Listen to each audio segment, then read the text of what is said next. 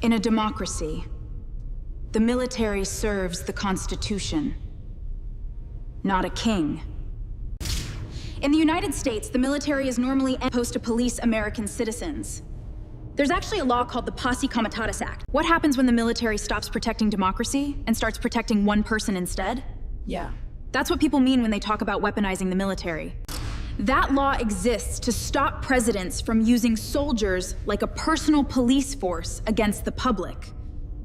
Under normal circumstances, the rules are simple. Yeah. Soldiers fight wars overseas. Police handle crime, protests, and public safety inside the country. But there are exceptions. One of the biggest is something called the Insurrection Act. That law allows a president to send troops into American cities during things like situations local governments supposedly cannot control. The concern is not just using troops during a real emergency. The fear is that a president could abuse that power. For example, what if ordinary protests were labeled an insurrection? What if political opposition was treated like a threat to the country? There's another important piece, a law known as 10 U.S.C. 12406.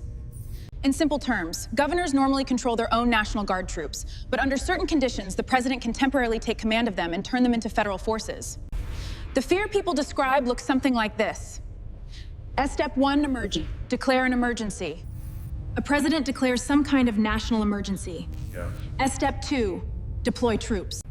Emergency powers are used to justify sending armed forces into American cities. Step 3, armed presence. Soldiers begin appearing in the streets. Step 4D, intimidation.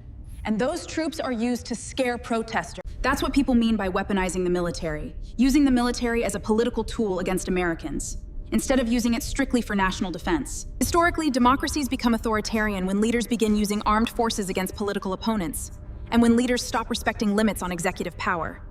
In a democracy, the military serves the Constitution, not a king.